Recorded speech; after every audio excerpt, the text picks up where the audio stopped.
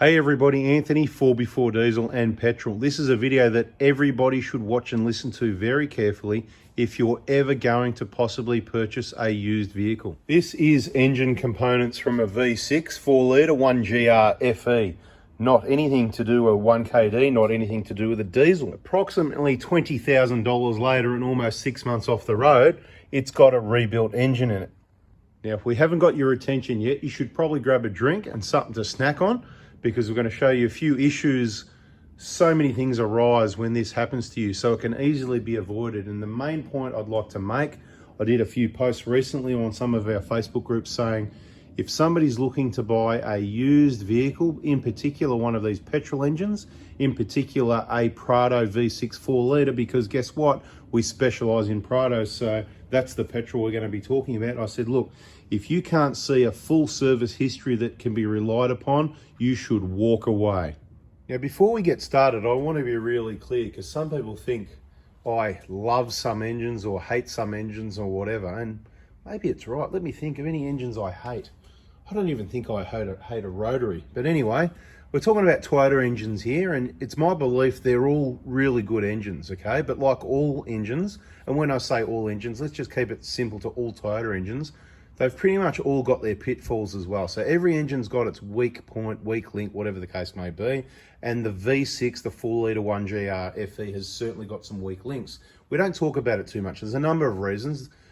Traditionally, for over a decade now, V6 owners have been very defensive. So, you know what? We try and avoid conflict, so we don't really talk about it. We just let them live in their own dream world that everything's perfect. Now, what's happened here is not it's not a result of any sort of weakness with the engine. So I'll say, do you know, I need to say it again. The V6, the 4-litre engine, the 1GR, is an absolutely awesome engine. It's a good engine. That doesn't mean it hasn't got its problems. Now, this isn't really one of its problems. This is of a lack of maintenance problem, which is what I've posted about recently, because there's people out probably right now today, tonight, tomorrow, on the weekend, looking at and purchasing old vehicles, okay? Including Prados, 120 Prados, 150 Prados. As they get older, more and more likely people get slack with servicing and they don't service the vehicles properly. And what I want to do is show you some of these internal parts, obviously the worst ones here, that you can see what happens to engine oil when it's a petrol engine and the oil hasn't been changed. And you know what, I've seen a lot worse than this. I've seen engines that the oil light comes on and we've cleaned oil pickups, sump areas, over the, you know, valve cover, the cams and everything, and got the car back on the road again, and it's run again for many years, no issues. So some engines are truly amazing. Well, that's not what happens with these engines, okay? What happens with these engines, they are very, they're very sensitive to oil changes. Miss a few oil changes here or there. So before we waste too much time and go any further, you can see that buildup of crud there. Let's get some facts and statistics of the vehicle that this engine and these engine components, you can see the wear on the skirts of the piston there. So the engine rebuilders replaced a number of different components. Now, the client or the owner of the vehicle purchased this vehicle late 2021, probably around October, you know, thereabouts. It had 260 odd thousand Ks on it. So typical, if you're out shopping now and you picked one of the lower kilometre ones, that's probably what you're going to find. You're going to find 230 at the lowest. Some of the lowest ones are going to be around there. You're going to see 250, 260, 270, 380. You're going to see plenty of 330s, and you're going to have some 370s, 380s, and 430s, and all that sort of thing. So if this happens at 250 or 300,000 Ks, imagine how much higher risk it is at 300 or 350K if these people have not taken care of the servicing and the oil changes, okay? So it's really important.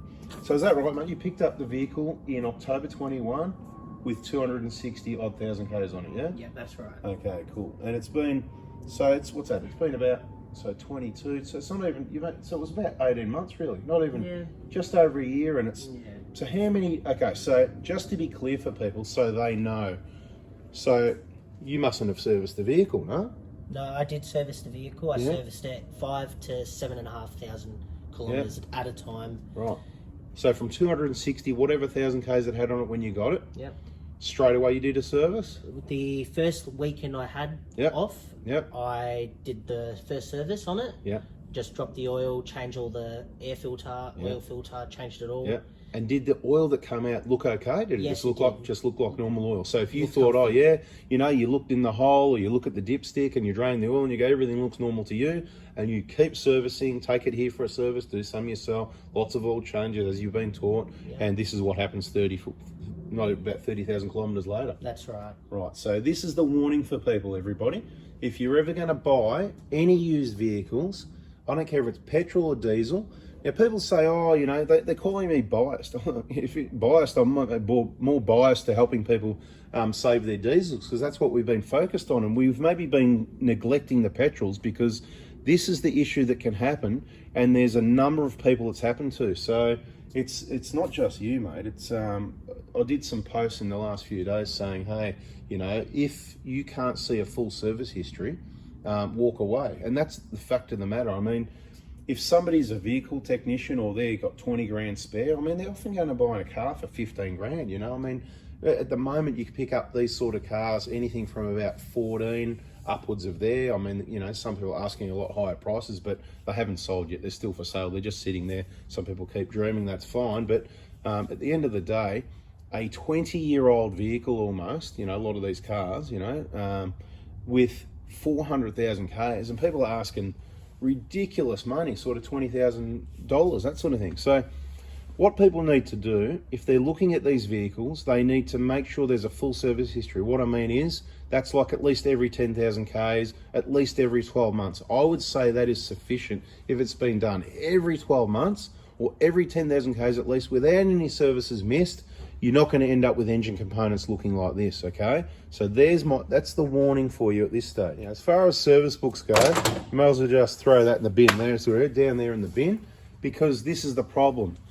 This is the good thing about a Toyota dealership, I suppose. They have to fill out the service book, right? What happens afterwards, you don't really know what's been done. All these sellers, they tend to sort of go, oh yeah, no, it's all been serviced. Yeah. That's always the answer. Yeah, it's all been serviced. Now, I just want to let everybody else know that's still hanging around a little bit longer. Purposely, I'm going to go and buy one of these V6 Prados. I've looked at least 3 in the last week, okay?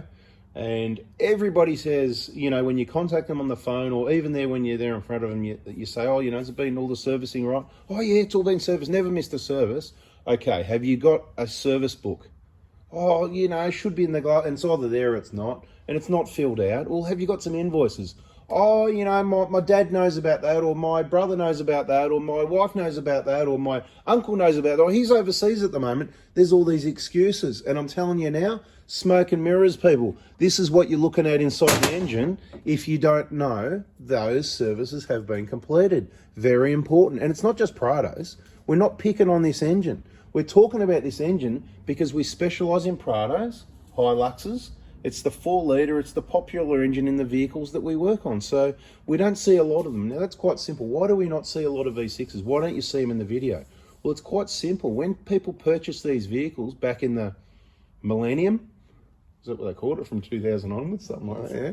Anyway, from then onwards, everybody's buying diesels, right? You know, diesel, you know, 2008, yeah, there was a few V6s sold, there was a lot of diesels. 2010, there was a few petrols sold, even less. It was really just scaling down. So from 2000 to 2015, so by 2015, the 1KD finished in Australia. Awesome engine, they still use it in other countries. That's how good it is. The V6, I still believe they still use it in other countries, both awesome engines. It's not about picking on either of the engines. You've just got to understand the service requirements they need. Now, obviously they've replaced a whole lot of components here. So about 20 grand to get this engine rebuild sort of thing. So it's a lot of money. There's other people also that have ended up with the same sort of bill, same situation. So that's why, you know, yeah, well, here's the invoice if you like. Here you go, there you go. That's what it's worth normally, right? And that's mates rates, you know. What do they, you know, that's sort of, you know, mate of a mate, something, that sort of thing. So otherwise it would have been more because quite a bit of work involved in components needing replaced. There's 2 more boxes of parts here. I've just grabbed a few bits and pieces out to show you all the pistons. You can see the wear on the skirts, You can see a few bits and pieces. Only one, there was only one con rod there, isn't it? Maybe they only replaced one. Okay, so I'm not here to inspect the parts or anything like that, but quite obviously you can see when you've got an engine with a timing chain, variable valve timing, all this technology, this is where it's really sensitive, you know? I mean, an old school engine, the old Holden red motors, whatever, mate, you could run those without coolant for hours, I reckon, and nothing would happen to them. You could run them without oil for ages and probably nothing would happen to it, you know? I think we did all these things, but I can't remember because that was back when I was a teenager, decades and decades ago. But those engines, they were actually really tough. Okay, look, now the engine's been put back in the vehicle. So the engine was removed by whoever, it doesn't matter. The engine was rebuilt by whoever, it doesn't matter. There's no point naming names because at the end of the day, do we really trust anyone to R&R the engine other than ourselves, right? We do good work, people we know do good work, and we know you because you watch our videos and you are probably the best person for the job. As sad as that may sound, to R&R the engine. And of course, you know, there's a rebuild. Well, you know we don't like rebuilds. We hear oil leaks, burning oil and problems and stuff like that.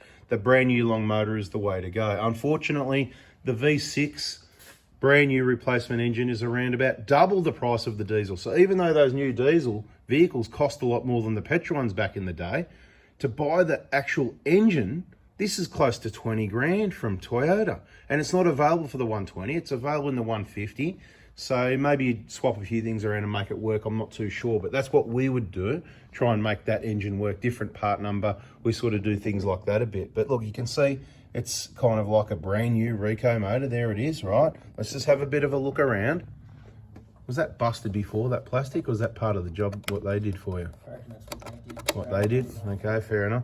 All right, there's a vacuum line sitting here flopping around. So if I've got it correct here, he picked up the vehicle, there was issues with the vehicle, and it's already been returned to sort out issues. Now what I'm looking at is, I'm no V6 specialist, we need to get Mike FJ onto this, mate. He's the expert on the V6s apparently. And see this clamp here, that's not meant to be just flopping around there. That vacuum line's not meant to be flopping around there. And I haven't even looked anywhere further down yet. I'd like the cap on the aircon there, that'd be nice. But anyway, that's a separate issue. Look, we could look around. Is that, it's very oily down there. You know, if I do an engine, I'm gonna wash the thing down and make sure it's Mickey Mouse clean. I'm not leaving any oil. What's all this oil? I'm not doing any oil. You know, and of course you've got the aftermarket hose clamps. You know how much we love those, and they leave sharp edge. So when you reach in there, you slice yourself open on that. Awesome. But let's have a look around.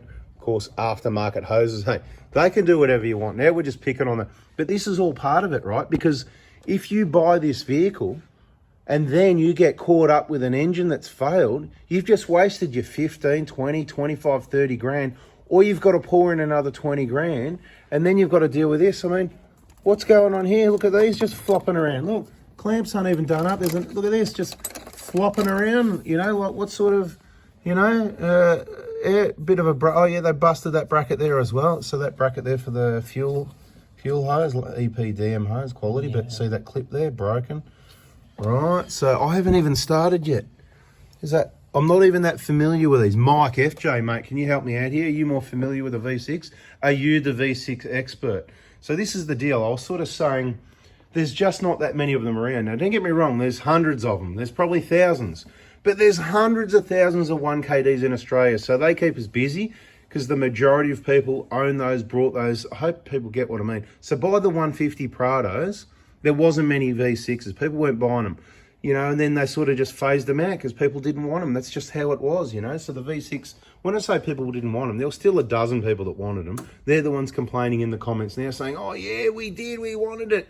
And you know, you got your usuals, put a call out for Stu Bates and a call out for Steve RM, awesome mate. You know, we love the V6. I hope you like the video. But the usual defendees, the usual defendants defending the V6, it's not that we don't like the V6. We don't talk about the V6. We're not allowed to talk about a problem with the V6 because you guys just get your back up all the time. You're so defensive. So we spend all our time talking about every single problem we can find with a 1KD, which isn't much, and we explain to people what they need to do to maintain them. And on this one, it's even easier. It's so easy, right? But let's be clear here. What you save in maintenance, you're going to spend more than that in fuel unless you don't drive your car. So if you're a low-K job, it doesn't matter. So you need to be very careful which one you choose. All depends on your personal use. But this is what you need to do. What's going on down there? What's that? That's a bit of RTV that got painted over. Yes! As JC would say. Anyway, yes! And there's a bit of oil there as well. They just... You know what, if I did an engine, it gets washed down, mate. It's got to be clean. What's this bit of coolant spraying around here? Anyway, I'm picking on it now, but this is what you're faced with. It's not just the cost and the inconvenience, no car for months. And this is why I'm warning people. Just be very careful. You know, I could just keep going on and on and on. I mean, aren't I done? So all you need to do is do regular servicing. Oil and filter, look how easy it is. It's right there on the 120. Oil and filter change every 6 months. I would recommend oil every... Look, 6 months. I don't care if you've done 5,000 Ks, 6 months. Oil every... I don't care about the 12-month talk. I don't care. You want to listen to them or me. Do your oil at least every 6 months. You won't have any problems. Do your oil at least every 10,000 Ks. Whichever comes first, you won't have any problems. Do your oil filter every 10,000 Ks regardless of kilometres. I don't care. Do your coolant every 2 years. This is an all-alloy engine. If it corrodes away, right... It's going to ride off the block. You're going to need an engine as well. Now, buddy, any coolant left in here, or what do they put in there? What's going on here? Water? We couldn't afford coolant? You're kidding me, aren't you? It is water. Oh, well, that's going to have to be redone again properly. Sorry, man. It's true. He did. He admitted it as well. Unbelievable. You know, hose clamps, aftermarket hoses, whatever, right? Okay, so people, there's going to be another video on these V6s, so subscribe and turn the bell on. It's a very sad moment when money is down the drain and the headaches continue. So let's get it right. Money down the drain, inconvenience of no car, and now you got to keep going back asking for more or pay someone different to fix the car properly. What a situation to be in. And this is why I'm trying to warn people, if the service history is not there, please walk away. These people, they don't deserve a sale. They haven't looked after the vehicle. They're going to take your money and you've done your nuts, mate. Basically is what's going to happen. Is not good. Oh, you're kidding me. Look, they haven't even put this grommet back in for the wiring loom. The whole engine bay's open. Oh, Mark. And this is just what we can see from here. Imagine what's underneath, around the back of the sides and underneath. There was someone that I think somebody had a, was that a replacement engine? Yeah, I think it was the V6. No, that's right. He did a rebuild himself. Yes. So one of the other V6 guys that's had a same sort of issue, right? There's heaps of these, okay? There's heaps, people. I'm not mucking around. There's not 1, 2, or 3. There's heaps of these. It's happening all the time. Now, there was somebody else. He did the rebuild himself because he couldn't afford to do anything else. He removed the engine. He did the rebuild. And he said that it's stalling. I'm pretty sure he said it's stalling. I just read this last night, but I've forgotten already. Stalling. Now, I just want to say is, can you please tell your story about what happened on the way over here? So, on the way here, went over a little pothole. Car stalled instantly. 3 engine lights popped up on the vehicle. It was, engine light, service light, and another light I was unaware of. Car stalled. I had to hazard lights on, turned her off, and let her just rest for the minutes. Yeah. And that restarted, no engine lights? Okay. Yeah, and then on the way here, coming down a bumpy road in Keilor, the light would flicker. The engine light would actually flicker. So there's something loose, there's something going on. Power would get lost. Really? About that 60-kilometre mark, it would start losing power.